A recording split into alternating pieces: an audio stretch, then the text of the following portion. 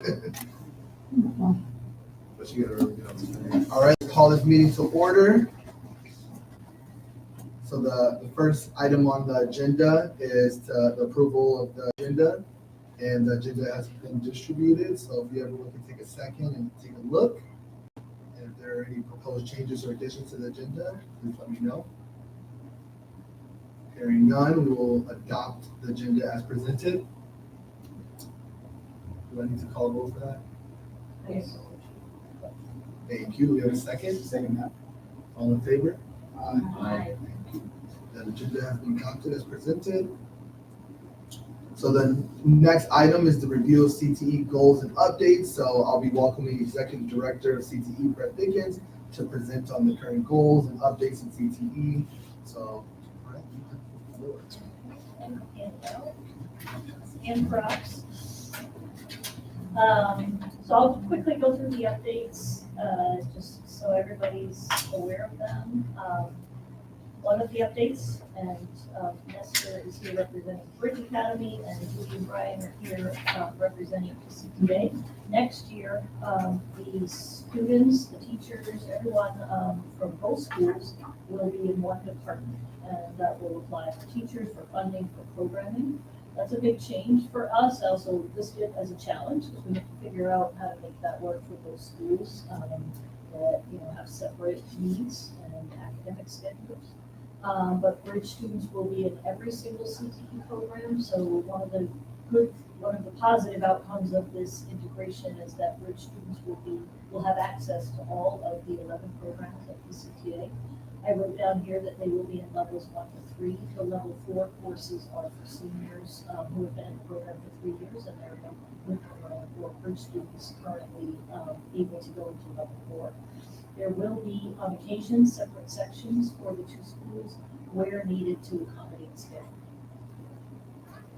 A couple grants to announce. It was announced last week that 2 of the CTE for All statewide grants were awarded here in Providence. One of them is for a medical imaging program at Juanita Sanchez. That will fit really nicely with the existing biomed and the dental program that is starting. And next year will be more of a planning and developing year. There will not be students in this program. Staff will be working on developing a standard for the state, developing a curriculum for the program, and then it will evolve into a full-fledged CTE program in partnership with Lifespan.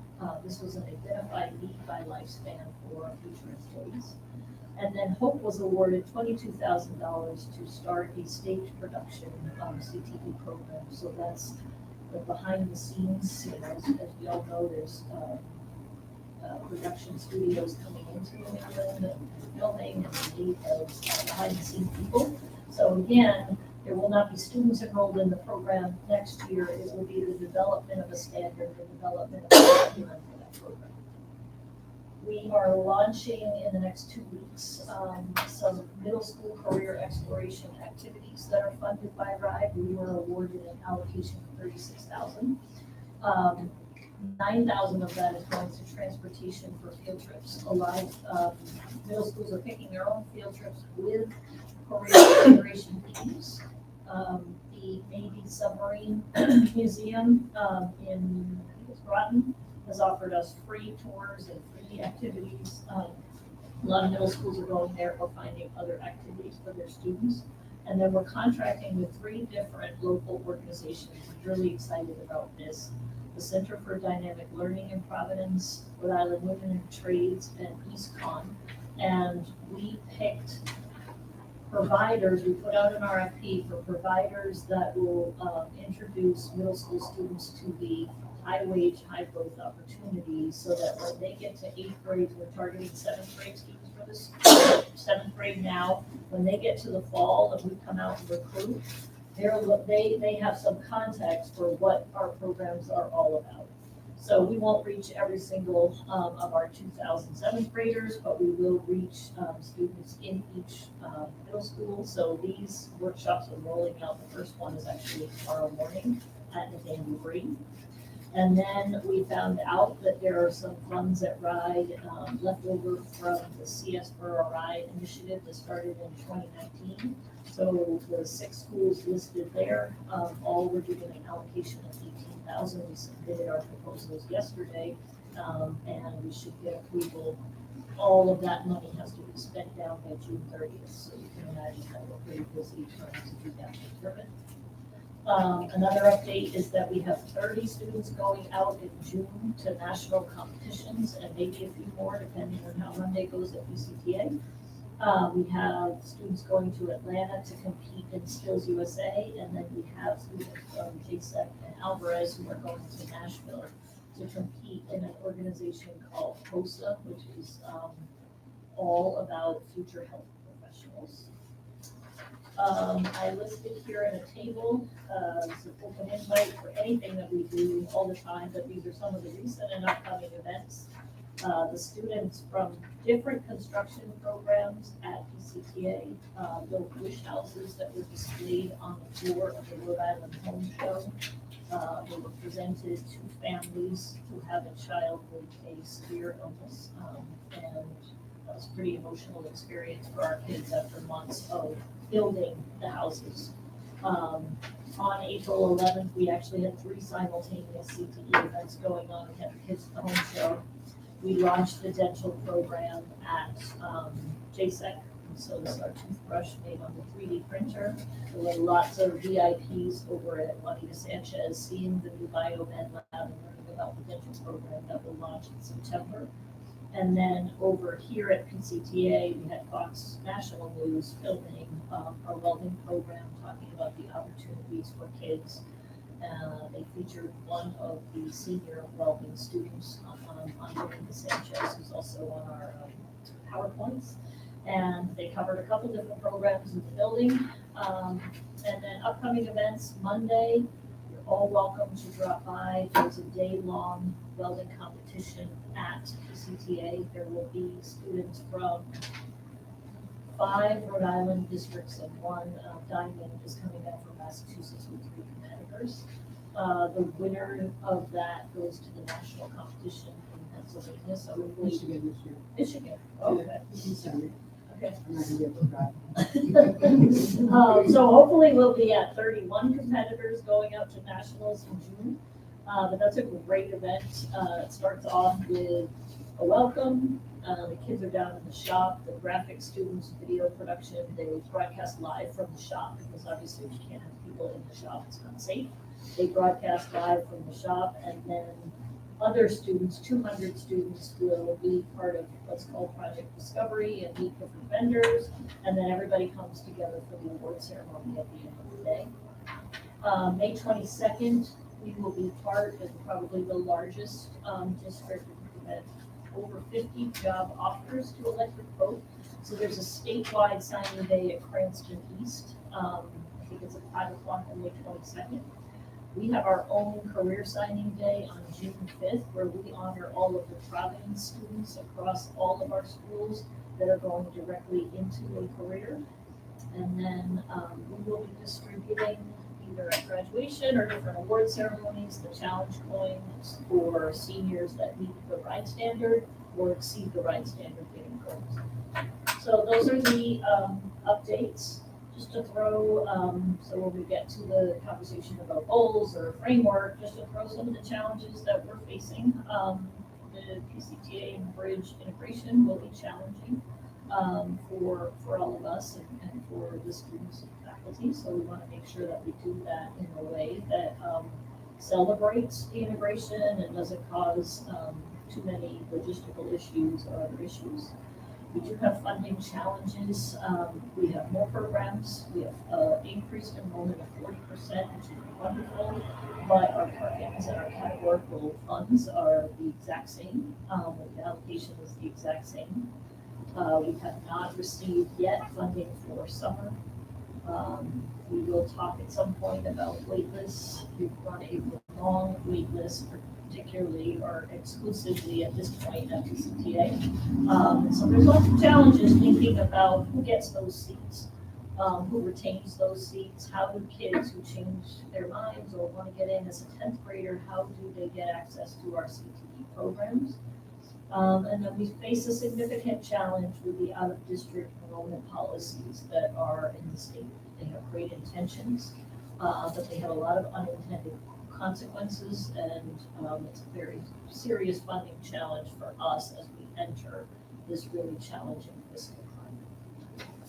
So let me pause before I go to goals, and just see if there's any questions about the updates and the challenges. I have a question. Could you elaborate on your last point? Just specifically, what are the challenges? What are the mechanics Yeah, of that? How is absolutely. that? What is actually happening? So the spirit of this legislation is that any student in Rhode Island can go to a CTE program in any district as long as there is space available in that district for that program. So the students apply, they get in, the district in which they reside has to pay the tuition to the district in which they enroll. So we are a net exporter of students in that, so we lose a significant amount of resources every year because we send more students out than we receive. The reason that we don't receive students is because PCTA has a waiting list of 300 to 400 kids every year, so we don't give a seat away to a non-Providence resident at PCTA. The only way that we collect tuition from a student at PCTA is if their family moves to another district while they are enrolled. So if sophomore year, their family moves to Princeton or Kentucky, then we would pursue that tuition. And, if we know, right, there's a lot of residency issues. So the spirit of the legislation is there's a student in Providence that wants to be a pilot and the only aviation program is in Norwood, so they go. Like that's exactly what's supposed to happen. There's a student at Barrington High School where they have no construction programs who wants to be an HVAC tech and they want to look for a program, right? What ends up happening is that students leave our district for programs that we have in the district.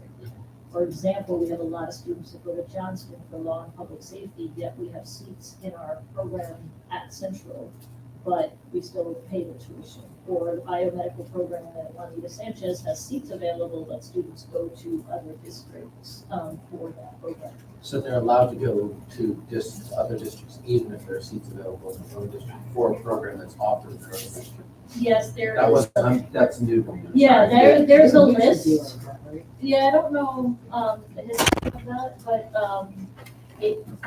if the state comes up with a list every year, and we all wait with bated breath to see what's on that list. If the program is listed on this list, then the kids cannot leave our program that we have. So our carpentry program is on that list, so the kid cannot leave Providence to go to another carpentry program. So unfortunately, if they don't get in here, they would have to find a different program. But law and public safety doesn't have to be on that list. What is the pressure on? For the list, or the reason that, The idea of some programs so are The- exempt from the idea behind it is, that program may have a component that our program doesn't have. So maybe Johnston High, and I don't know if this is true, but maybe Johnston High School has advanced placement, US government, and Central High doesn't offer that particular AP course. So the parent says, well, I want my kid to go here, right? What I think, so I agree with the spirit of the legislation. I don't think anyone disagrees that if a student really has a passion, there's only one program in the state, we're not gonna create an aviation program at, 12 different districts, right? Right. Where it's. That part makes But perfect it's sense. become yeah. competitive, and students are leaving sometimes, because they don't want to go to a particular high school and they want to go out of district. So that's one thing that I think is an unintended towards, other reasons than that particular program. And some of the programs, for example, teacher academies, biomedical, law and public safety, those programs can be taught by a social studies teacher or a science teacher. So if they see that as a way to increase enrollment in their district, they can just double the number of kids. We can't just add another section of carpentry, like we have 2 teachers, well, next year we'll have 3, but we have 1 shop, right? So we can't say, even though we would be able to attract kids, we can't say, well, we'll just add another section. But if you have a program that's taught in a classroom by an academic teacher, you can very easily expand enrollment. So, you know, I think it's a statewide issue, it's a legislative, we comply, but it is problematic for those districts, especially the urban districts that are losing students and losing the ability to start new programs because so much money is going out.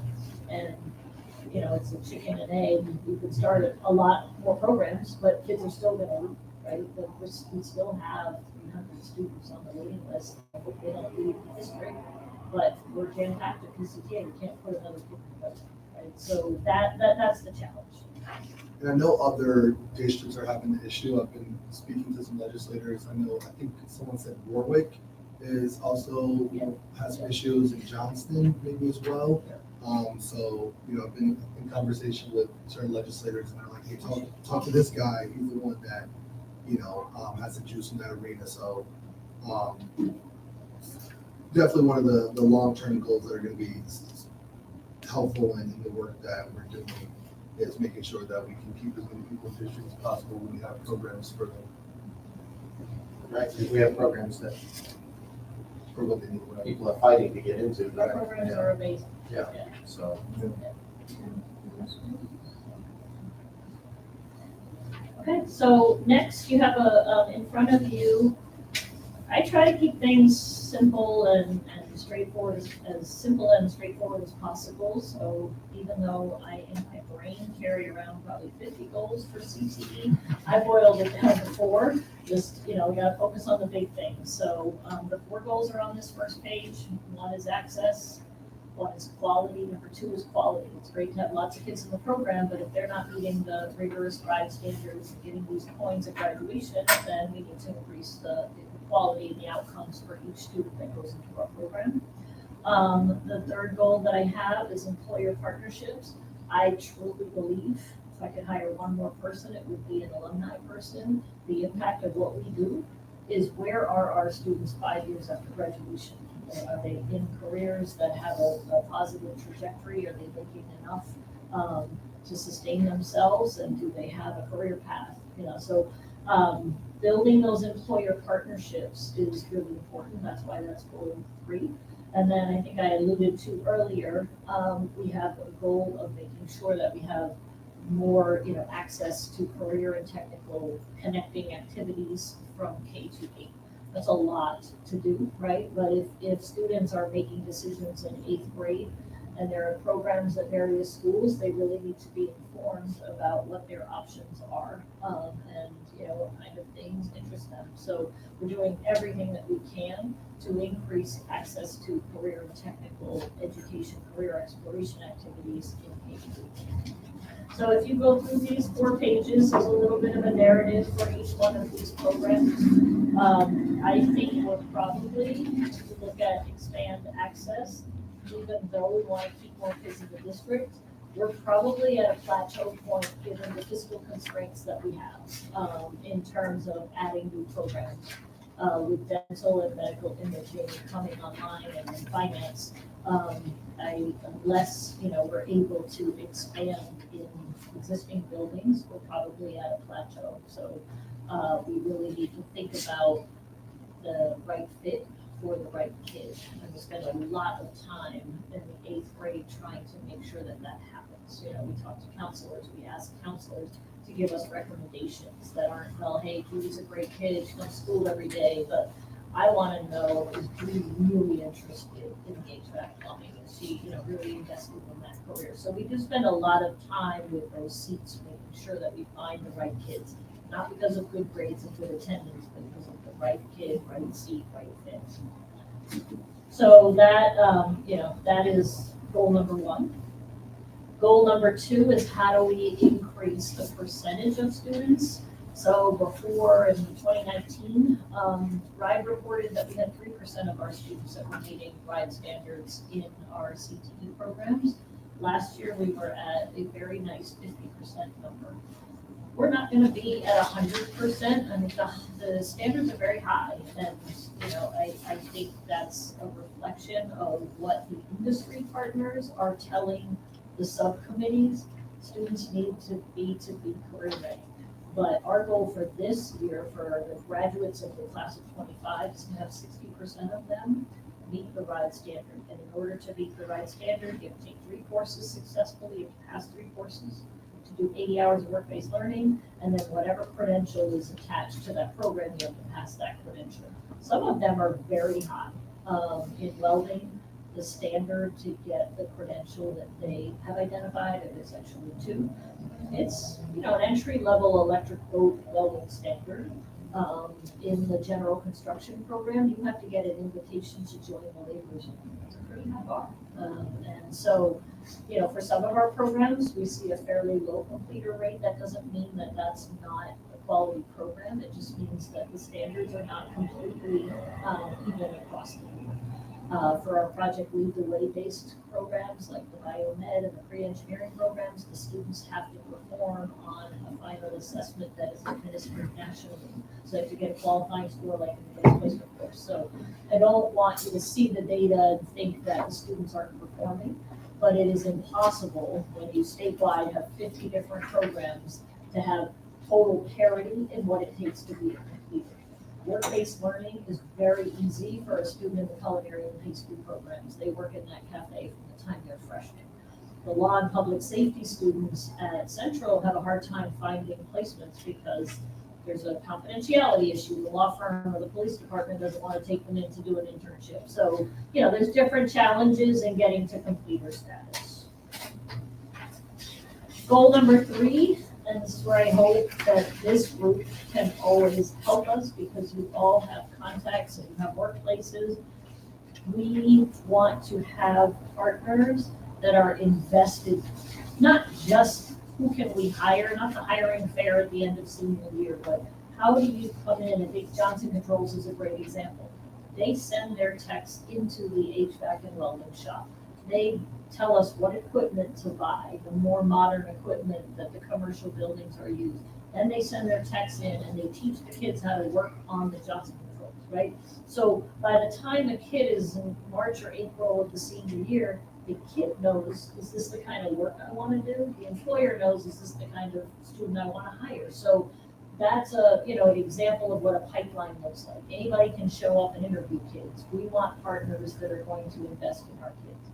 Electric Boat starts in 5th grade. They send volunteers from URI in 3 elementary schools. They do an advanced manufacturing curriculum. The kids use Cheese Whiz to weld. They make submarines out of tinfoil. They teach them concepts of buoyancy and other concepts. Middle school, they build underwater robots in a program called Sea Perch. And then in high school, they're in the welding shop. They send volunteers in. Kids have co-op opportunities. They have internship opportunities. That's a partnership. So we would rather have fewer partners and go deeper, but we need a much wider array. Our healthcare programs are not on this list, and the reason is that next year we will have our first senior class of the nursing program. So we haven't had kids that are graduating with our healthcare programs. 3 years from now, we'll have kids that are ready to graduate our dental program. We don't have them yet. But that's another place that we need to fill in. We need salons to partner with us for the cosmetology program, restaurants to partner for the hospitality program. So, yes, you do. Yeah. Supercuts comes in and Yes, yep. So we should probably identify that here. We need, they come in, I think, twice a month, they do classes too. yeah, and we haven't done an MOU for that, so we should get that done this month. Because that's the kind of partnership that we want, someone that's gonna come in, work with our kids when they're juniors or seniors, get to know them, give them internship opportunities, and then when there's a match, that's a real lasting match when they graduate. What is the process for pitching to employers? So say I have an employer who would be a good individual, what would be the process for us to pitch to them? Usually what we do is, it's different for every partner. We start with a conversation in that particular program, right? We bring them in, we talk to the teachers, we talk to the employer, and then from there, we develop kind of an MOU. What are the activities that this partnership is gonna yield? Providence Water, they promise to come in the fall, they'll do a field trip in the spring, they'll do a mini career fair in May. We bullet out what are our mutual expectations. It's not a money contract, there's no money exchange, but what will you provide to us? What do you want from us? And then we bring that to the partnership office, to the legal office, we get that MOU signed, and then we execute. So it's very different depending on the employer, the program, but that's really where it starts. I know, sorry, Corey, I know you have Rick still at the end here, but I think JA can help a lot with that question. Because they have like a hard sheet of like how many hours, that's with them on Yeah. Monday, of like, like I'm gonna have my barbershop listed on Rick, so. Yeah. So it said, how many hours am I willing to put in, and what am I gonna be allowing the students to come in and do, are they allowed to come in and observe, and like, so one student can do the entire class? Do they have do we have like? Yes, I've a met with them paper? too. Yeah, no, that's Okay. perfect. Yeah, Yeah, so it's almost like they have some of the prerequisites of what would become an MOU and a potential partnership. and from the business standpoint, it's good to like, okay, I can commit to 1 hour, I can commit to 10 hours. Yeah, I mean, that is incredible, right? Like, what, a small business can't take, like, my kids, right? Electric Boat is giving 50 hours a year, right? And, not all those students are gonna end up being hired there, but, understanding sort of the context, we, oversee 29 different programs, so, we like to see the initiative, we don't need to be involved in every single, transaction that takes place between the partner and the program. We need an investment from the partner, we need the teachers on board, they see this as a viable path. Sometimes, like in the case of Johnson Controls, the technology that they use is a little bit different from the curriculum that our teachers are teaching, because it is commercial and it's smart buildings, and, it's new technology. So, are the teachers willing to either learn that or bring outsiders in, and, what benefit is that to our kids? So, we welcome support there, we're not always, I think sometimes when you approach industry, people think you're always looking for a donation. We're not. We're really looking for these partnerships to position our kids to be successful. And, I always jump on the bus before when we do the application day with Electric Boat. I get on the bus with the kids and I say, these employers need you more than you need them, right? Like, shift your mindset that you're in the driver's seat. Like, they're recruiting you, I mean, we're all nervous when we have to go in and interview for a job, and you can see the kids kind of respond to that, like, I'm selected, I'm skilled, I have, a lot to offer an employer, but I also have choices. And I think when kids start to meet, these employers, they understand, like, there's all these people coming in, they want to talk to me, they're not just here to like do a presentation in the auditorium, they're in my shop, they're watching my skills. So it's also a mindset shift for our students that you are more qualified than so many kids around the country who walk into these employers. And so a lot of that is just prepping them for what that feels like. And then the last thing is, I think I've spoken to it a couple times, is, what can we do in our elementary schools, what can we do in our middle schools? There is a national curriculum provider called Project Lead the Way. I've kind of referenced them a couple times. They have, just like advanced placement, they have curriculum for the high school level, but they have a specific array of courses called Project Lead the Way Gateway that are applicable to middle school students. So when we get RIDE teacher grants, we send teachers to the training, we buy the supplies, and we get the kids, there's courses called automation and robotics, design and modeling, magic of electrons, green architecture. They're really great engaging courses. Not a lot of room in middle school schedules, but we've been able to kind of wedge our way in because the teachers have seen the engagement of kids when they're doing these hands-on things. So I think that's probably the best way. And because it's a standard curriculum, if a teacher leaves, the curriculum and the materials stay, the kids don't have to switch to something else. the next year. So Del Sesto, I would say, is probably the most invested in Project Lead the Way. And the goal for Del Sesto next year is that at every grade level, every student will take 2 different Project Lead the Way courses. So they might get medical detectives and computer innovators or app developers in 1 year, and the next year design and modeling, so they'll get really broad exposure. And then the last 2 pages, there's a chart here in progress, because we haven't closed out 25, but we're really close. You can see data since SY 20. I know you can't digest all of this at once, but I'm always open to people saying either add this metric. I think Corey will probably, transition into that when we start talking about goals. These are the goals that I think best relate to these are the metrics that best relate to the goals that I outlined for you. And we're still filling in that last column with SY 25, but we are measuring things, but measuring matters. And I'm just teeing up for you for, what are the goals that you want to see? What's the data that you want to see from our team as we go forward? And then the last page here is simply enrollment by program by school. So as of yesterday, we were at 1,875 CTE, which is mind-boggling to me. And you can see the number of students in every program by school.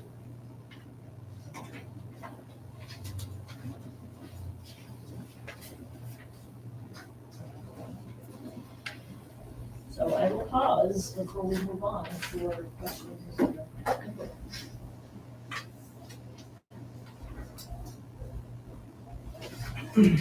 What is a sea perch? Sea Perch is a underwater robot kit. And they actually hold now state competitions for the kids, but they build them in these kits. 1 kit for 3 kids, they solder, they build these, and then they go to a pool and they race them. So they, kind of have to think about the tweaks that they want to do in the design to make their robot either be faster or more adept. Like we put down hula hoops so the kids have to navigate them well. Middle school kids love it.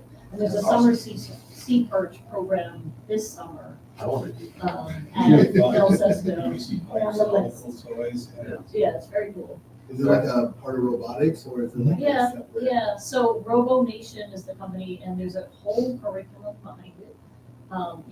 It is a course. It can be a build, and the kids can just build it. It takes about 10, 12 hours to build it, but you can teach it as a semester-long elective for 90 hours and tie in several different math and science concepts. And Robo Nation has a way of tying all the skills into different trades too. So if you really enjoy this soldering, you might enjoy this. And this is what company. I mean, it's related specifically to electrical submarine building, but they teach the kids about a variety of electrical trades and other trades.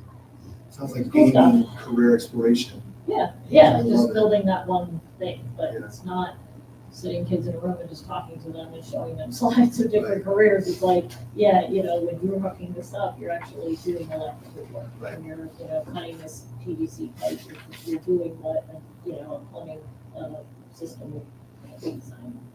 So it's great exposure. So, so just to make sure I'm understanding this, there were 936 and 936 applicants to the programs and 494 placements. So that's just capacity.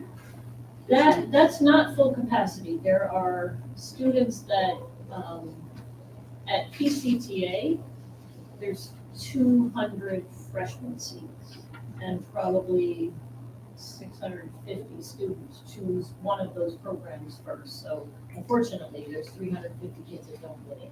So then we call all of those families and we say, you didn't get into pre-engineering or electrical at PCTA, but we do have a pre-engineering program at Mount Pleasant. So beyond the 2, Alvarez filled very quickly this year. So they were at capacity because of the popularity of the nursing program. But the other schools don't fill to capacity. And so what happens next, so there were 200 and then 100 at Alvarez, so there were about 150 kids at all the other programs. When the students arrive on campus in September at Mount Pleasant, at Central, at Hope, then they learn about the programs. So they've been assigned to Mount Pleasant. Once they get there, they have a fair to say, we have a teaching program, we have a music program, we have a computer science program here. So that number, like for the class of 2029, which is the current 8th grade, that number will go up as they progress to high school, because once they get into the high school, they're like, hey, what are these kids walking around in firefighter uniforms? Oh, I can go into this program. They'll start to understand what the offerings are. But that is, prior to the school lottery, that's the number of 8th graders that we placed in a CTE program.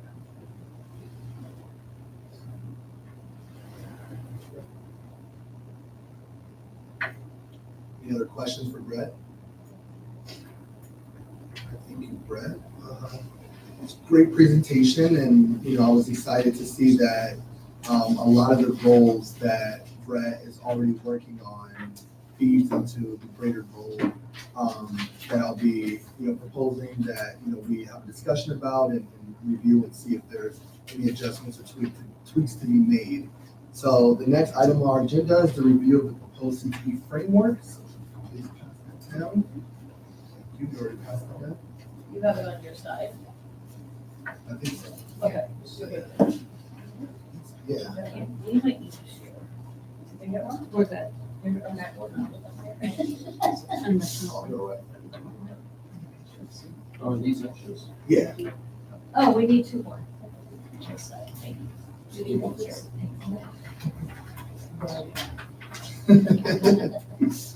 So, there's a lot of different information and, the introduction, structure, membership, but if we could go to the second page. Yeah, and,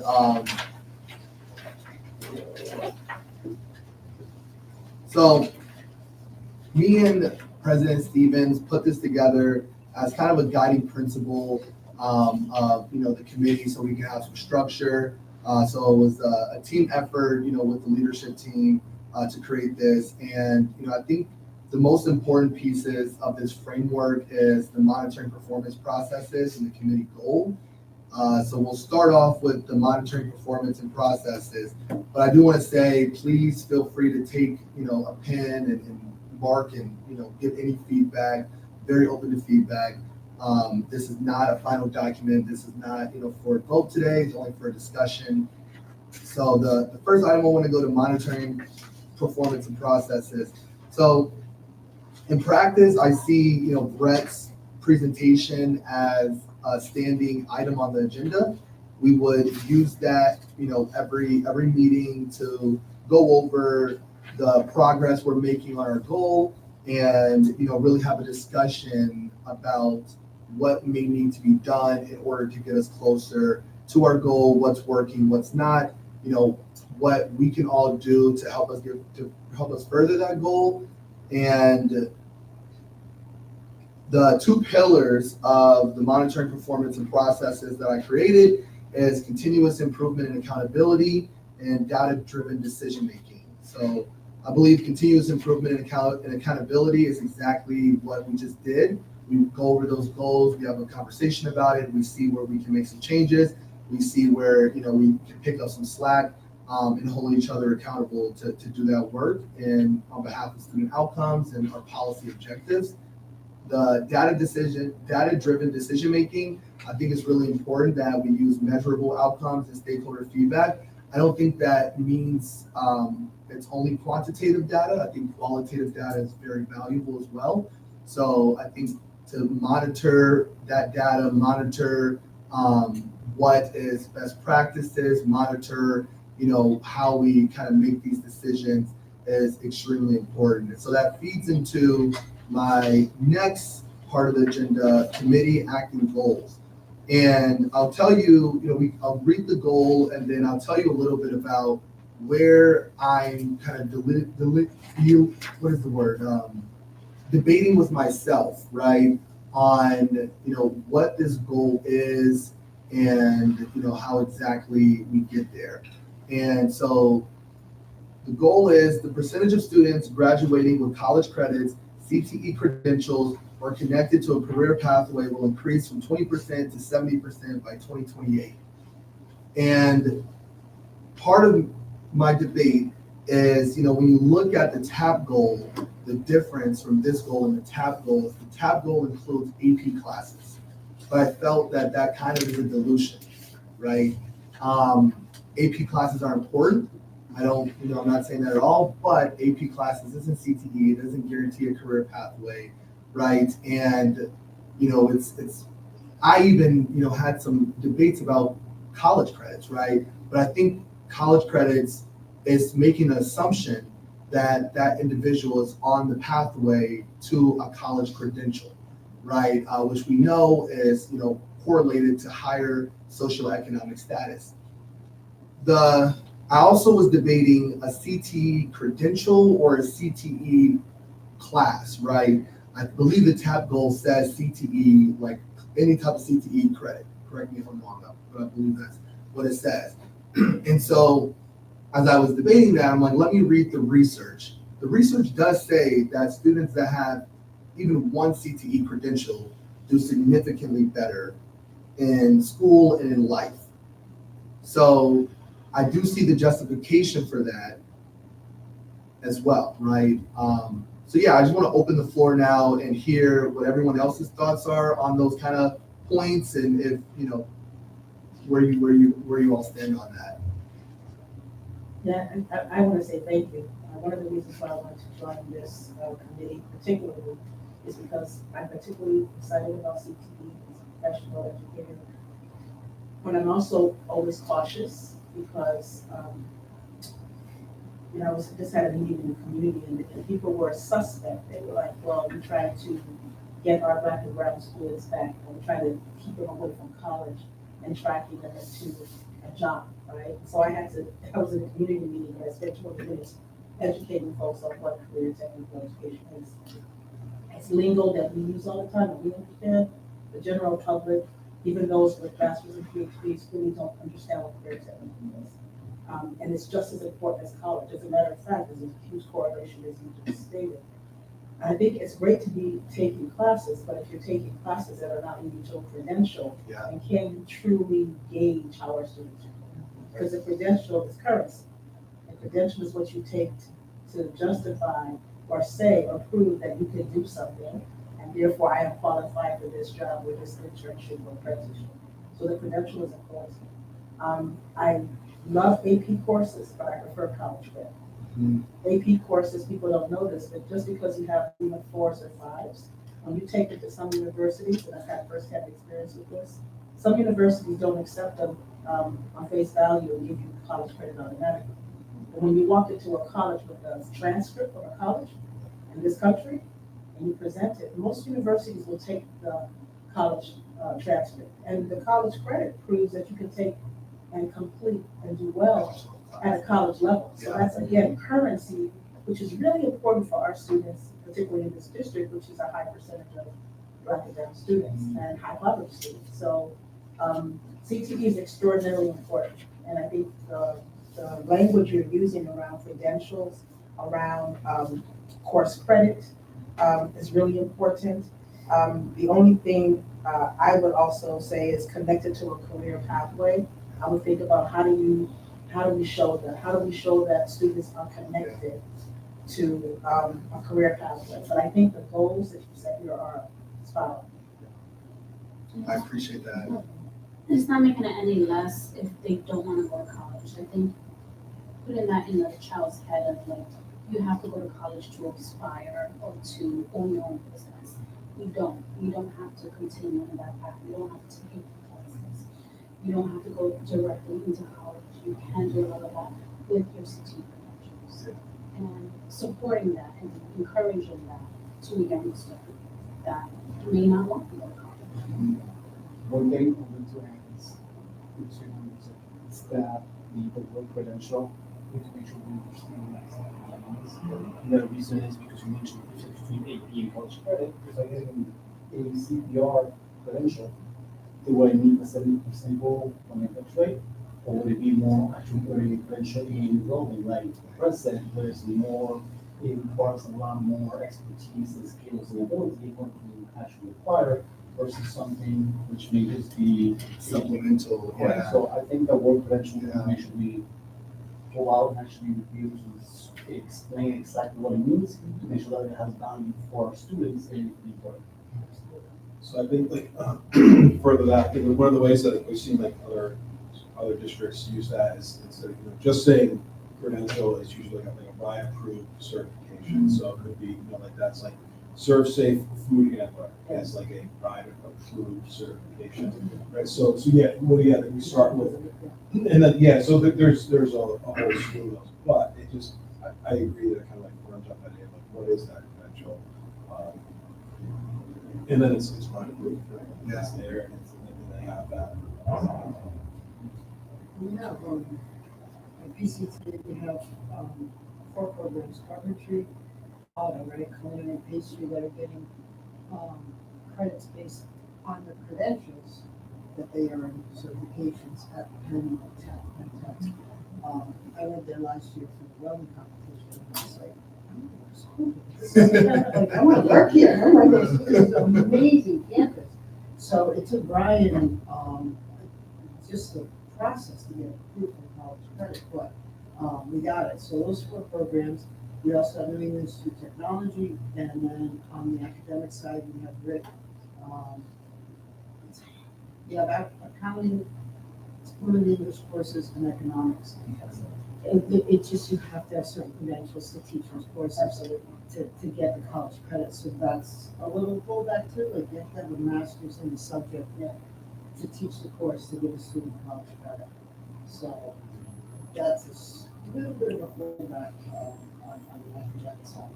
But the tech side, as long as we can produce syllabus and curriculum aligned to college, right? Then and the only thing that's not credit, But still, I'll take it, right? that one credit can do a lot for a student's Yeah. confidence. Absolutely, Yeah. yeah. Which was a little bit more, but we'll start there, right? I You know, our own, I was gonna say, our own backyard, Johnson Wales has so many courses now that we offer in the school, and we don't even, we don't have a strong partnership with them. But I also found the news that, I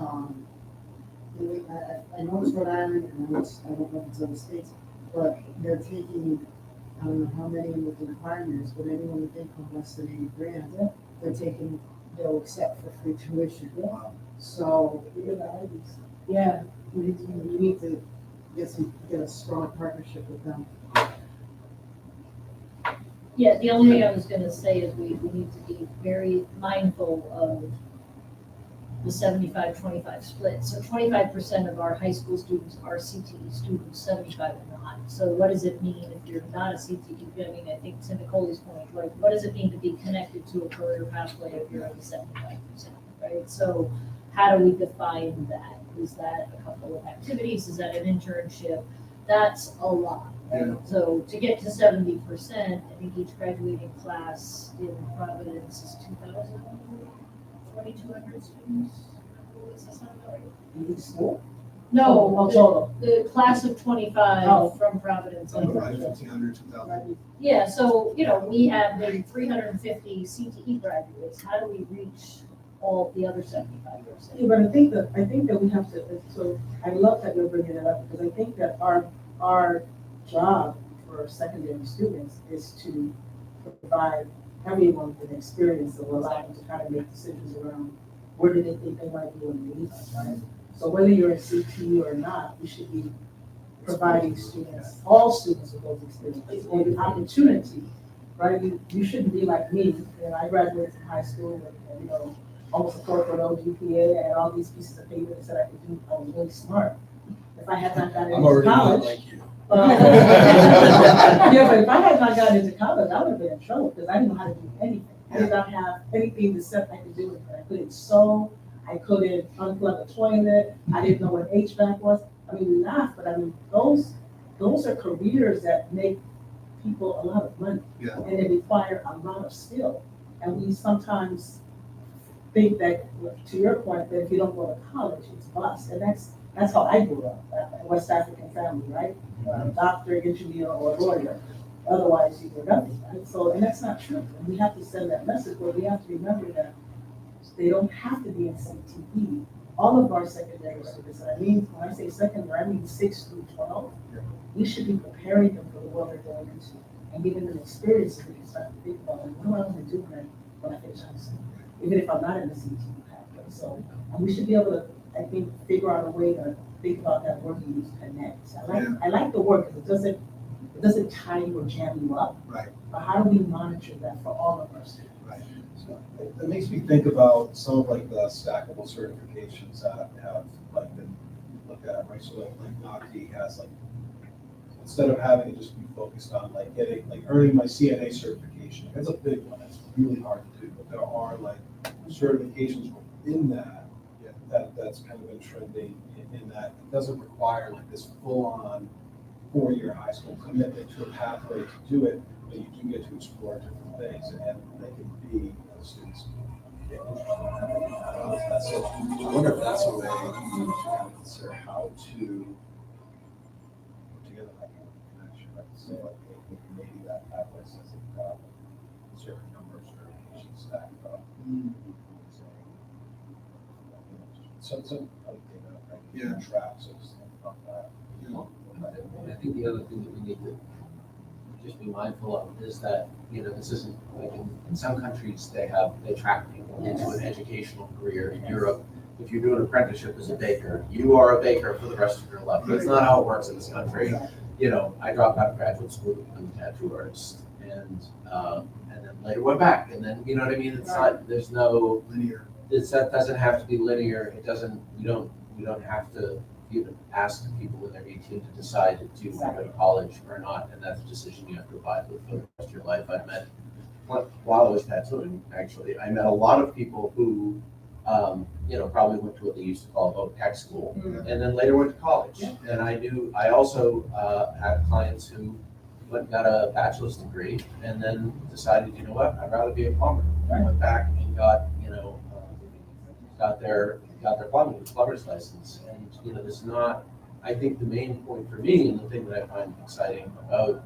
CTE is that sometimes when I hear about these programs, I'm like, that sounds cool. I would like to know how to weld. You know what I mean? Like, so I think that's more the point, is that if I would like every program at every school in Providence to be something that when I hear about it, I think that sounds cool. I'm a little jealous, right? That like I don't get to do that. So if we can have programs that get people excited about how much there is to learn in the world, and then I think they'll figure the rest out for themselves. But we should make it so that people who go to CTE programs have the option to go to college, and have the basic skills that they'll need if they go to college. And people who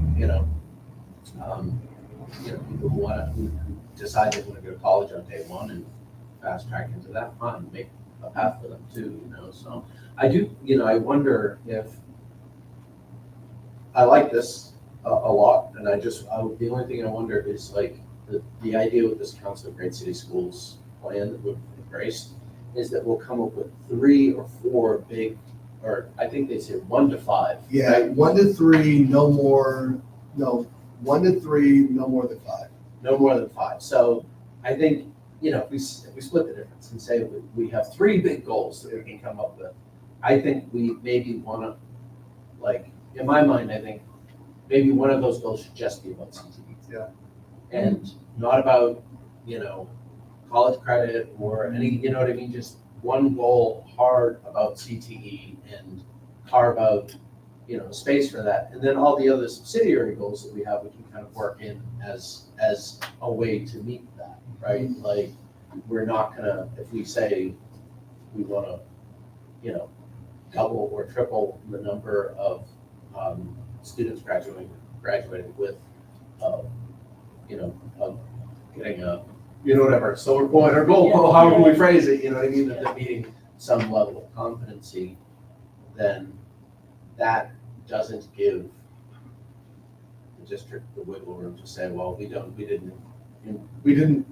generate, we don't have any more people graduating with these CTE competencies, but we introduced some college courses over here to make up the difference. difference. You know what I mean? That's Like, a really good point. I feel like if we have one goal about CTE, it kind of maybe holds our hands to the fire a little bit. And maybe even the goal is structured like 50% in a CTE program and, 20% or 30% in, the other categories, right? Because I think that is what I was thinking about a lot is the dilution, right? How may this be diluted? Like, another school board member who I discussed this with, said, well, we don't have, we only have AP at classical. So that, the way I take that is that means that there needs to be some changes, right? Like there needs to, like this, I want the goal to make the system change, not to, be able to be skirted around, right? In order to just say we did it to do it, right? So that's a good point. And maybe like we disaggregate that in this goal, right? Or even just have that, maybe that's The a whole separate, goal, maybe yeah. that's a separate goal. Yeah. Maybe our goal is we want 50% of graduates by 20, or maybe we pick a less ambitious figure to start with, but whatever, by 2028, we want to have, if we don't think that's realistic, you know what I mean? Like we say, or 20, whatever. Right. Probably 5 years from now, so like, did they say 5, sometimes for 5 years, so it's 35. 2030. Yeah. 2030 is a round number too, so it sounds. The RI 2030 But plan. pick, like, say, like, what is a reasonable proportion of students have in CTE, graduating with CTE certificates at the standard by 2030? Mhm. And then what do we have to do? What do we have to do? So think mathematically backwards, what do we need to do for the new plan? So what do we need to do in terms of changing our systems, our practices, our facilities, et cetera, to make sure that we can do that? I also think it's important, like you mentioned, like commuting, and I think it's important to talk about it too. There's a difference between going to high school and like running B class, right? And taking, like doing running start, and getting on the college, just like there's a difference between being, in a pathway program where you're taking an elective, the out of district component of this where it's not the same thing as being in a welding class every other day, all day. Right. So I think that when we look at that, defining that is really important too. So what metrics we're talking about, because being in welding is fantastic. And I've 16 welding is great, right? So That's it. so I think that's one thing that we're going to talk about, how that's a goal. There are some people that are minutes on that. I mean, I think the way I see it is that it's then our job as a school board to work hard, to do everything we can to make that happen, right? And, if we fall short, we fall short. What is it, like, CTE or die trying, right? We could open, I don't know, money, right, but we could open, these schools at night or right after school and have after school CTE. Yeah. Basically, Creative, yeah. salaries, but not necessarily have to hire a teacher. Right. Or a teacher, maybe find something from leadership that, Mhm. we find, but there's no reason that schools should. Right. No, everything's. There's no reason. Yeah. We can. And when the school was built, it was built to do that, actually. Mm. Yeah. When we built the school, the goal was to have an evening component so that figuring out the logistics around upkeep and maintenance and also who the instructors would be. But that was always the goal of the school. But it's the state law, right, is the issue with that, and then probably the union contract. No, Oh, you mean like just helping teachers to shift things like this? Yeah, for the union contract, does the state law add any restrictions on? I don't know of any, but I would never say for the record. yeah, there's working conditions that their contract covers, but I think to Judy's point, I've met a lot of people that want to get back there and trade. Maybe they don't want to work 6.5 hours a day, 180 days a year, but they would come in Tuesdays, Thursdays, and, some just love their trade and they would expose kids and, they would be in the shop. Like, there are lots of people in this greater Providence community that would come in, or they would contract with us and we would pay them. But, we wouldn't be hiring FTEs. Right. We did a program 2 years ago, at night, Labor's Union, supported, and kids from that program, I think we had 12 kids from Central, I think 7 or 8 of them got an invitation to the meeting. And Wow. it's 2 nights a week. Wow. So, they don't have the training that a kid that, goes to PCBA full time. Right. They had enough to show their drive, and kids that are older, sometimes, they pick up things, they've got that hunger, and, people love to work with kids that are, hungry to learn that skill. I did a program before COVID, after school twice, as a culinary teacher by trade. And we certified in a 6-week program, we did about 3 to 4 hours a night, 4 weeks a week. We certified a lot of people, adults, we could do it with students in other schools that want to come at night with their Serve Safe Manager certification. We taught them entry level, not certs. So there's a lot we can do at night if we had funding. Part of what I like about the, and I know I was a bit critical of the concentrated city schools plan for, I have no reasons, but which I already talked about, that's all history.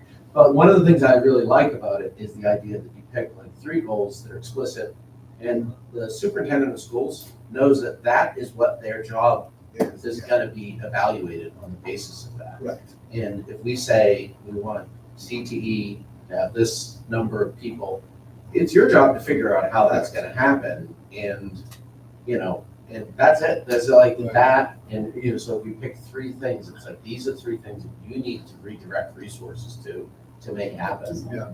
And instead of having 50 or 60 goals, Right. and then they just pick out whichever 3 they did best on. Yeah, or they're That's- easiest you know what I mean? to Like, gain, yeah. it's like it really is an Yeah. accountability thing. Yeah. But it works or not, we'll find out. But I do like to know principle. I like it. Yeah.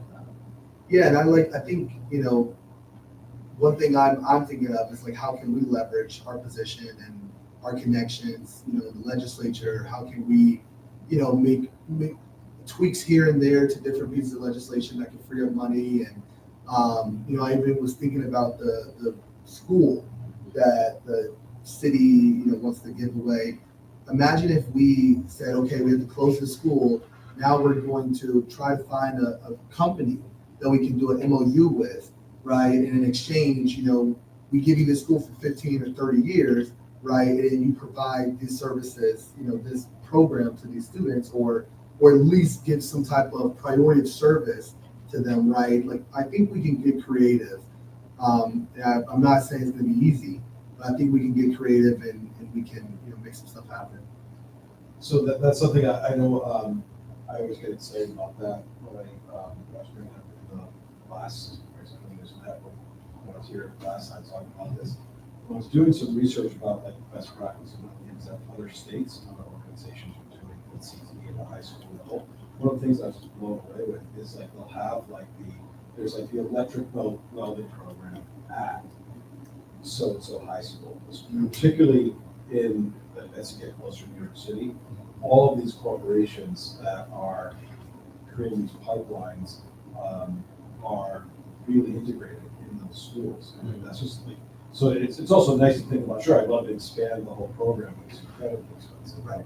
And how can we do that? Yeah. And it wasn't until Facility. last year, one of the most successful things I saw that was different was that electric boat was, instead of us just having like, there's like signing day and there's this whole lot, they were sending one of their staff members once or twice a week into our welding program to work side by side with our students. And I saw the biggest increase in the kids saying, okay, now that's what I want. Yeah. That's what I can do, and I can see these things. I haven't seen that anywhere else, a snapshot, but it is like that. It's fantastic. It's just, when you talk, I like how you talk about really going really deep into one goal. I think that's one of the things we could eventually have to look at is, do you have limited public funds, and how do we enhance what we offer in the issue? Right. I would say yes to all of that. Just getting back to one point I think we've been circling around is the credential credential. And I think to Mr.'s point, credential isn't a credential, isn't a credential, right? Like, there's a very broad definition for a kid going into computer science who wants to be a software developer. Actually, AP Comp Sci probably is the best credential. Like, if we, I've spent 5 years saying to people, don't say college or career, just say college and career. Like, there's many pathways there, right? And so instead of like credential, I think sometimes people think I have to get a license, I have to get my cosmetology license, my CNA license. It might be for the field that you're going into, it might be a college course, or it might be something else, right? So I think if we kind of think about those two things as one, Yeah. and I think to Nestor's point, putting some parameters around that, so it doesn't become like, let's just check the box, right? I don't want people to check the box. But it is, for that student that wants to be a software developer, getting a 5 on that AP Comp Sci A might be the best credential for that. Like, that might be what we advise. You want to go to medical school, you probably need AP Bio and AP Chem more than you need the CNA license. So like really, understanding what is the threshold for that. Maybe it's not credential for that outcome, so that we don't get people locked into debating different tests that kids take. Yeah, in my high school, I didn't have great grades, but they had a lot of college credit opportunities, and I got 36 college credits in computer science classes. So I did like a graphic design, course, and web design, and I ended up working. I did an internship at a data center, and I'm like, wow, I don't want to do this. But, it showed me like, okay, now I felt confident that, as at the time, no one in my family went to college, right? My older brother later would have. But, I was like, okay, now I feel like I can go to college and I can be successful. I just need to decide what I want to do with it, right? It also, like in that internship, I got offered an opportunity to get a paid certificate in like some like data service maintenance, like a data server technician. And, they were like, you'll do the certificate for 6 months, we'll pay for it, and then you'll make $60,000 a year. And that's, in Iowa, right? That was like a lot of money. I was like, more money than I have ever heard of, right?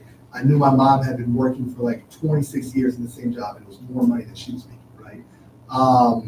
And so like that was a eye-opening opportunity for me. And then when I went to college and the bill hit and I couldn't pay the bill for a semester, I had the credits to be able to take a semester off, work, and still graduate on time, right?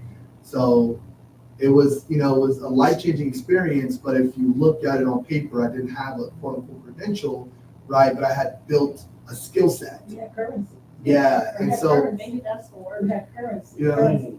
College level courses, I don't think you have to say college credit. Because I think there is still value in the school. My kids all went to classical. Classical has its own vibe. It's got its own culture. And APs are a big thing, right? So I don't think that's a bad thing.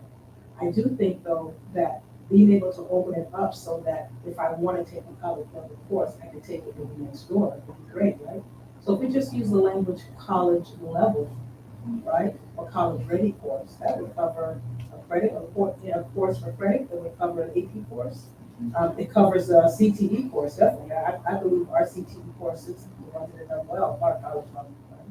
So, but I think at the end of the day, what you want kids to leave with is currency. Yeah. That currency gives you especially our young people, the way you described your experience is perfect, right? Because it's about this confidence. A lot of times students don't step into those, even the CTE program. Oh, I can't do this. Right. I don't have this, or I live here, or my zip code is X, Y, Z.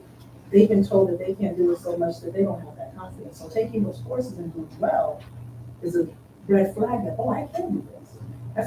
That's half of college was confidence. A lot of kids who are really smart didn't finish, right? Didn't always finish. So if you were pushing and had that drive, you finished up. So I think it's all relevant, but I do like the idea of narrowing the focus so that we're all working towards the same end, but not missing some of those, because a lot of the stuff that they're all really connected, quite frankly. But if you can narrow it down so that we are all on the same page and we're all working for the same goal, and we're all supported in different ways, I think it's cool. But I think you're on the right track. I mean, I like to do, as you can tell, I like to do everything, but I know that I can't do it. We can't do everything Right. and do it well. So what can we focus on maybe initially that we can do really well and then build really other things? I feel like me, you, and Steve are very similar. I'm always seeing something, I want to do that. So my son is in class, he's a junior. Today was his last day at CCRI, he took the CCRI course. Do we have any like PCTA, Central, Mount Pleasant, any of the high school students doing any of that? Going and doing courses? Is it through ACR? Is it through Not ACR? after. No, Oh, it wasn't so- that, no. Like I know one of the requirements, so it's not dual enrollment, it's dual enrichment. Oh. Through CCRI. So he started, it has to be a course that is not offered at your school. So he took oceanography, that's his field of choice. And it had to be after school hours. Is this an opportunity that's being shared And that was- to other students? I know my daughter took, my youngest one took a course at CCRI too, but I don't know if that's offered in other high schools. Do you know, Brett? I had never heard of that. Well, P-Tech programs do have pathway to technology, early college, high school programs do encourage students to go after school. But in contrast to what you just said, they need to take tech courses, right? Like they stay within the major as opposed to it's not offered at the school. So it's a long day for kids, right? You're asking them to go after, so, you know, we've struggled to get you have the potential to earn an associate's, but you don't get an associate's during the school day. You've got to commit, you know, the 2 courses, you know, semester that you're in high school or a whole load of summer classes. Well, when I met with CCRI, they said that he could take up to 2 courses. Per semester. Yes, Yeah. but he didn't. I had him do just one. Yeah. Just because I didn't want to overwhelm him as a parent. Yeah. And so his was every Wednesday after school, he would drive himself to Warwick. Yeah. But he has a chance now to do summer session. Yeah. He can do that. And he can do courses all next year, his senior year. And that's So free. he can walk free to us. Yeah. Free to the parent, free to the child. But he can walk away with a lot of credits. Credits, So they're yeah. full credits now at that point. Well, it seems like we're getting a little bit into the next item, the committee discussion, next steps. So I want to see if anybody else have any other comments on the acting goals and framework before we move on. Actually, I have a question. Right. I feel like everyone should have these, it's just make my life. Right.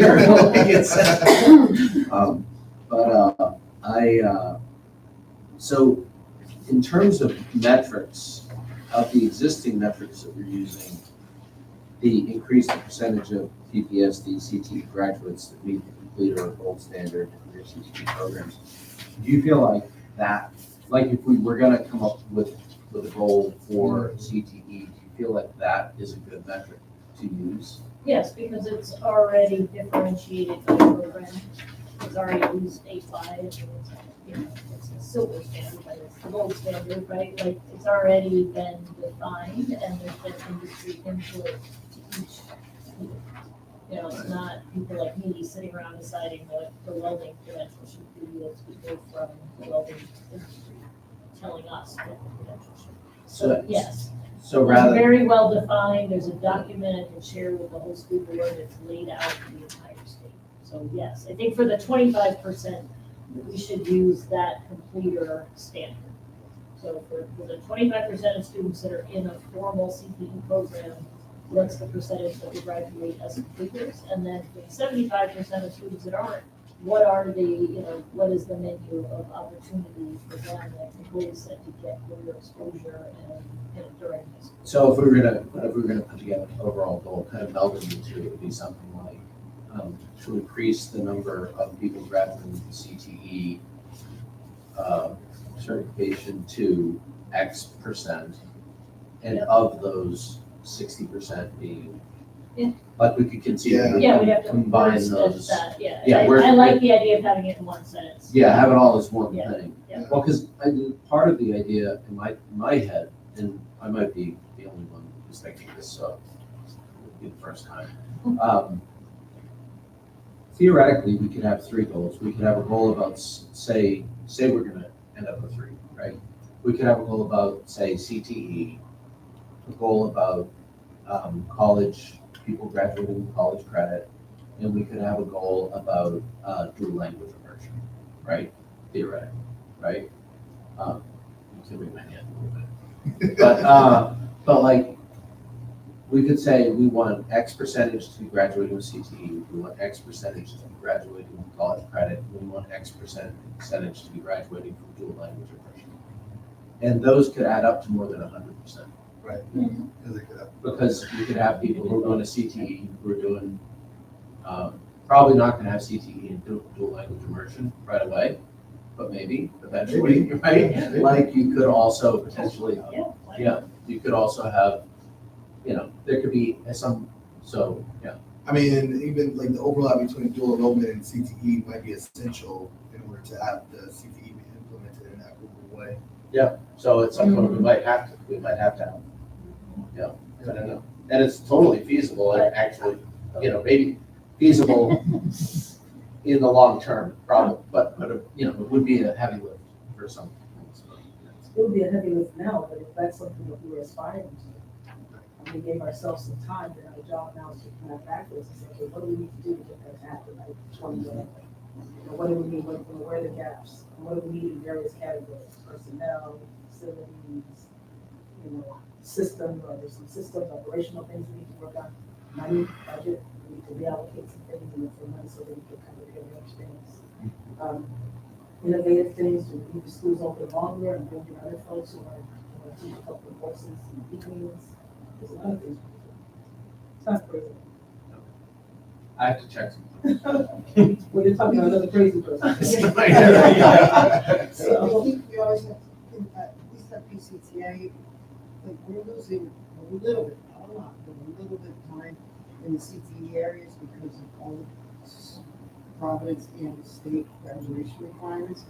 Like we moved from our junior and senior year where they're in the CTE area all day, every other day, to now just senior year because of personal finance, because of computer science, because of I can't even think of it right now. So they're not in CTE anymore through the year all day. So, the more we add on to a full, PCTA, which is school that I work for, we gotta keep taking away from CTE. So that's just something. Trade-offs, yeah. No, for sure, but We just worked really hard, grinded to incorporate the art credit into our CTE programs because they are doing the art, and our art person, Citizen, thank you, has been amazing with Ryan and like sitting with every CTE teacher, sitting with their curriculum, sitting with the art standards and saying if they do X, Y, and Z, we will be able to initiate the art credit. So we're able to take that class, which is, a hard decision because is that the best decision for our students? But we can do it because the CTE really meets the art standards. Well, I think part of the conversation is that if we have these like three big goals, then how we get there is negotiable. And maybe it's not that you try to bring college credits and squeeze it into your already full schedule, but maybe we make if students at classical can take classes at CCRI, maybe students at CTE could take classes at CCRI, and somebody who's welding is interested in engineering or something. So I don't think we want to create a situation where we don't want to create a situation where we're just constantly trying to cram more stuff into the same space. But I would say two quick things in response. First of all, I would make sure that we're very careful with unique students versus overall numbers. Because I love what you're saying, that kids can be dual language in CTE and dual language in college. However, you want to make sure that all means all, and that you aren't well, we have, 10% of our kids taking 4 APs, so that's 400, like, you wanna make sure that everybody is looking at all. And sometimes, I was a high school principal for a long time, and when there's pressure from your district to hit a metric, sometimes people will do that. They'll find those superstar kids that check a lot of boxes, so I just Yeah, wanna yeah, make sure that we're always mindful of all, because sometimes those kids in the middle get left out. I think the most powerful thing I learned as a high school principal and as a mom is the empowerment of students and families to make choices. Like, it hurts when I hear Nicole say things that people in the community think we're making choices on behalf of Black and brown students, or on behalf of students that aren't, getting high SATs, or whatever those decisions are. As a mom, I have one student that went the vocational route and tried college, it wasn't for him. I have a student, going off kind of superstar this year in college, 4 years. Like, I wanted my kids to have choice. Like, you can do either, but sometimes I think, to Judy's point, we're imposing, like, everyone has to do all of these things. And by the time you're 15 or 16, you should be able to be in the driver's seat and say, I intentionally choose this, knowing that I'm giving up that. And that's where I think this goal needs to involve our guidance, our school counselors, because that's the most powerful thing in life. I can go to college, but I choose to be an artist, right? Like, that gives the kid the power. And I think sometimes we're afraid to turn that over because we have an idea that you've got to have all these things. I want everyone to have all these things. By 15 or 16, teenagers are going to carve their own path, and we have to trust them. They have to understand what the trade-off is, And I remember sitting there with my son, and he chose another CTE, like, he was able to add on another CTE course to his program and not take a foreign language. And we had to say to him, that's gonna cross off this type of college off your list. Fine. Like, he understood that, we trusted him, they trusted us to make that decision. And I think that's where I really want to see us push the district a little bit. Like, it doesn't need to be everything for everybody. But I think, but I'm gonna push on you just a little bit to say, first of all, we have to do a better job communicating, and that's not our strong suit. And I say our, because I'm part of this too, right? I'm still here, I haven't left.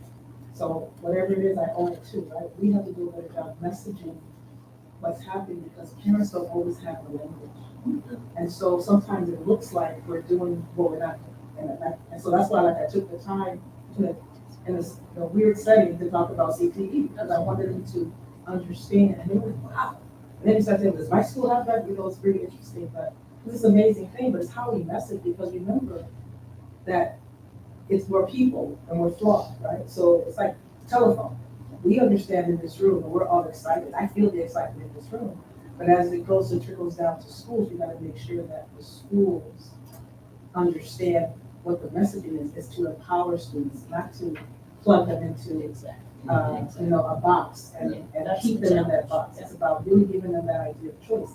And even with the respect group that I run, the student conferences, one of the biggest things that students talk about, and now we have 3 elementary schools involved, and all the high schools and middle schools, is about choice of courses. I mean, as young as 4th and 5th grade, I would love to be able to take what I want to take. Like, I'm really interested in this thing, but I gotta take this thing. Why can't I do both, right? So we hear that a lot. And so I think this conversation is really important. If we can really pull some of this off, it will be amazing, and students will really appreciate it. But we also have to make sure we carry our parents along, because, no offense, but when you look at the history of Black and brown children in this country, there's a reason why some parents get nervous when they hear this, because of the history that has been around both, particularly around Black and brown children, and people being told, you're not, you need to go become this because you're not this material. And that's real. That's a fact that has happened in this country. And so I think we gotta look at who our families are too, and what the significance of that. That's what they remember, like their childhood memories of how they were like boxed into a certain place because people didn't believe they could do anything else because of the color of their skin, because of their language. And so I think we just have to keep that in mind. But I think it's just in our messaging and communication, how we communicate and message using simple terms so that everybody can understand. And I think parents will appreciate it. And also, like, information. Like, when people hear that our school has this opportunity. Well, how does that happen? How do we bring that opportunity to other schools? It could be that Classical just has a partnership with CCR. No, I actually had to educate Costco on it. They didn't know about it. Oh, well, see, so then we can I bring only it. found out because I went to CRI open house. Okay. And I actually had a lot of resistance getting my kid in there. I believe that. It's crazy because the school I went to, it was like the cool kids did the, college credit classes, right? Yeah. It's like I honestly did it because it was like all my friends were going to the, for half the day they were going to the university Right. or the community college. And, then I'm like, I'm going to do the thing I like here, right? But it was like a school culture, Absolutely. right? That was like, oh, everybody was like studying for the test to get into the college program, Yeah. right? Because everybody wanted to go there together. So there is a lot of like culture building. And my son had 4 adults in one room trying to convince him not to do this. I had to step into the school and correct him. I am the mother. I believe that. I will say too, I remember several times as a principal taking ninth graders to URI for the day, did that for like 4 years in a row. And it was incredible when we saw the looks, the faces of the ninth graders who had never even been to, URI is just 45 years away, who had never been to that side of Rhode Island, and they were stunned. And just looking at their faces on the college campus, just that made a big difference because they had not had that experience. They heard about college, they've seen it on TV, but they never been stepped on the college campus, and one that was in their backyard. So those experiences, exposing or giving them those opportunities are what makes the difference, those choices. Might not be the most appropriate time to talk about it, but I think that one of the things we were talking about at one point was, as we're talking about expanding CTE and doing all these great things, it's also that there is a dynamic that as students start to make choices, some of them that I work with have chosen that they do not want this. And they're at PCTA and they are there. Or they decided that, hey, in 8th grade, I thought it'd be cool to be a chef. And I found out that I hate everything about cooking and I only want to eat cereal for the rest of my life. And then, but part of this product is that we have such a good product, it's jam. There's, like, I can't move a kid anywhere because they're so cool. So now like I have a kid who's in culinary who doesn't want to be in culinary, and I've got a kid over here who would do anything to get into culinary, and we don't have a system to move there. So we were starting to talk about how that might be able to happen in the future. Didn't we discuss that exit review? Yeah, and exit policy, I think we started to, and then it was great, I think we started to get some momentum, but, yeah. I think to catch up Corey, that was one of the big issues, especially in my experience at teaching. At PCTA last year, was I had Cosmo girls telling me, I don't want to be a Cosmo scientist. And it's like, well, then why are you here? Oh, because I thought I wanted to. But you're already like 3-4 years into this program. Yeah. You might as well finish, Right. get your license, continue paying for your license. Because if anything, you can do it as a side gig, you can do it as a evening gig. And nobody's gonna take away that license, it's $25 every 2 years. Right. Like, come on, girl, And let's that's- finish this. And we're kind of moving into the community discussions, but that's like what's my experience, right? Like I had, did this thing in the last like 3-4 months. I'm like, I like this for myself when I'm at home working on my own website ideas, but I don't like this for a career, right? And then, but today I made my campaign website that brought me here, right? I've made like 40 websites, like 20 of them for community-based organizations and friends, right? So it's like my skill, I make graphics constantly, right? On my department, I'm the policy guy, but I'm like, anything we need, I'll make it happen, right? So it's always, not only has it been a skill I've carried for the rest of my life, but it's been a skill that made me unique in my position, right? Because everybody else, there's 5 policy guys. How many of those policy guys can do websites, can do graphics, and they can also like fix a server issue, right? So, it's made me more valuable in my position. So I think that, yeah, that's definitely something to chew on and think about, like, how do you balance the, completing it, but then also like being able to catch people early that want a different choice. And that's what we're working on, the policy, kind of giving the school back a little bit more power of moving those kids around, or moving other schools, I don't know what that's what it's like. But if you have a student that's straight telling you, I don't want to do this, why are we gonna keep wasting resources and investing to that and go, that's not. I think it's also important to just acknowledge that like lots of us have studied something and then decided like, not sure I really want to do this, you know? And That's how I there's do it here. probably better, it's how I ended up here. I was a pre-med major in college. But, you know, I have a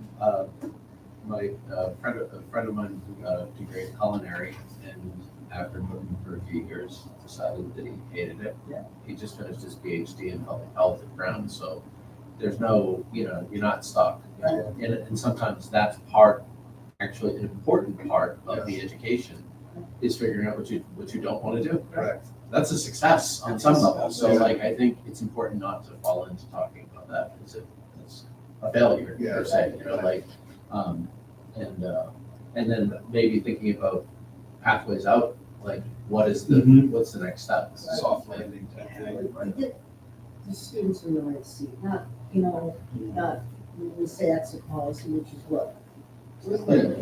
But it's not like, it's, you know, when we hear kids in their freshman year say, no, Transition policy. I want to be a nurse. Yeah. Why did you go to X school? Right? And, you know, but I want you to, if you know you want to be a nurse, I want you to go here. Yeah. Because they have a great nurse or assistant pathway, or they have that pathway for you, where you save tuition, you save time, you here, you sure great, you know, learn how to cook, and that's great, because it's a very valuable skill. But you know now, you know, and you see the passion, and you can't help those kids get into, yeah. And a lot of times it's a communication with the parent, of like, the parent says, I don't want them to go to that school because it's in that area. Then having that conversation with that family of like, no, it's not that, just that area, it's about the future of the child. What type of progress was made on that policy change? Should that be in our next agenda? I think we should put it in the next agenda. I think, you know, there was a change in the school board and we have to go forward. We spent quite a bit of time on the admissions policy that went through, and I think this policy was, you know, stalled. Yeah, there were a lot of things, you know, a lot of transitions, so let's bring it back up. Absolutely. Yeah, and then also I have here on the list the Rexel, preview of Rexel meeting, and you know, in Department of Labor and Training, we work closely with the Rexel program. Is everyone familiar with Rexel? So Rexel is the Rhode Island Experiential Learning Navigator that is going to be an inventory of job internships, work-based learning opportunities, job shadows, you know, basically everything you can think of from career exploration to like career pipelines for students. And this is created by Junior Achievement, and they have, I think right now they like got over like 100 employers that have already submitted their information. Not all the most quality yet, so there's still a lot of work to be done on their side. But you know, there's also going to be some work in the implementation. So I think it's important in the next meeting if you know they can give us a presentation. But I think what we should be thinking about is kind of what we were talking about with the career connected to a career pathway, right? Like, what does that mean? How do we measure that? And like, what policy changes will that take? What administrative changes would that take in order to be able to meaningfully measure it? And I think it's the same thing with Rexel, right? There's going to have to be a level of professional development, right? The intention is that the teachers and counselors will be the ones that are navigating the system and connecting the students. And, you know, so there's the question of professional development, right? And, you know, as we were talking about before, right? I know their intention is for the teachers, right? But then they're, you know, where does that, like how, like I believe some amount needs to be in the hands of the students, right? So how do we kind of have that balance, right? That they're supported, but they're also able to kind of control behind the wheel, right? And then there's the question of policy, of like, how do we measure it, right? How do we measure how many students are taking a program, what programs, and, you know, get that feedback a little kind of in as much real time as possible and be able to monitor that and see if it's correlating to our other goals. And then, yeah, then, you know, from the discussion, what I'm hearing too is maybe having the exit policy on the agenda and then Rexel as well. And if folks are open to it, I would like to suggest, I'm going to talk to the president and leadership team first, of course, but I'd like to suggest that we have a meeting in May. Right now, I believe we have a meeting in June. So, you know, we have a month gap. What do folks think about that, having another meeting in May? That sound good? Thinking of junior senior coming to that meeting to present. Yeah. Yeah, and I've communicated with them, so they're excited. They're I think this will be a really big partnership for them because they're working really hard on the employer side, so there's good quality opportunities, but they also are looking for, you know, a school that'll be willing to kind of integrate it to a deeper level. And I know that there's also, you know, I think there's also conversation about how you integrate it, right? It's gonna have to start as a pilot program because of the limited options, right? So how do we choose who does and who doesn't get this first opportunity, which I think it's gonna be a really hard thing to do, but it's gonna be essential to ensure that we're able to roll it out in a way that is smooth. And this will be free to schools? Yes. I think, you know, there's some hope from their end that in the future, there'll be some funding for professional development. But I know that they're getting like $300,000 right now a year from the Department of Labor Training. So I think they're getting some money in other places too. I think they get a good amount of philanthropy money. But I think that their concern is, right now, I think they have the money, but in the future, they may not have the money for the professional development. But we're not on the hook for anything else. Scheduling will be the hardest part, yeah. Oh, I'm sorry, thank you, Martha. Yeah, and there's what It's usually the last Wednesday of the month. it's usually June 21st. June 25th. Tis the June. Yeah. So the May meeting. Yeah, May 28th. Yes. I can't make that one by news. I know Jay. Yeah, you've probably seen the I think May presentation. 28th is health and wellness. Mm, We have it down for the 27th, unless you want to change that. I can do the 27th. Is that- I cannot, but again, like.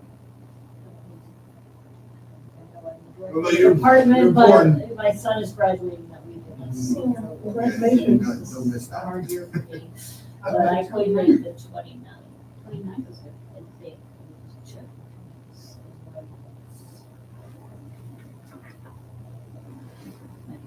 I can just say. So it's May 29th, we're done with the minutes. After the short. That's a Thursday. Yeah.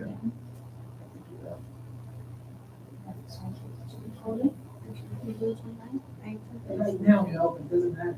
Semester's I'm just one person. If I can, I'll try to make some chips. June 25th is, Yeah.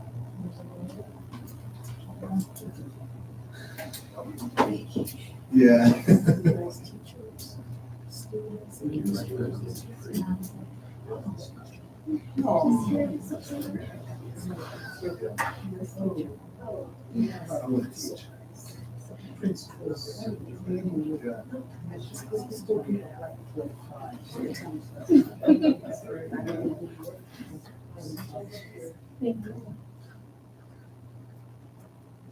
All right, I think with that, we can adjourn the meeting. Thank you, everyone, for making this my first meeting as chair of CTE. Awesome. And then move to. Good job, adjourn. Amazing. Second, all in favor? Thank you. Have a great day. Good job. So, Nice meeting you guys. just a thought. This is, so, the big constraint is specialized programs.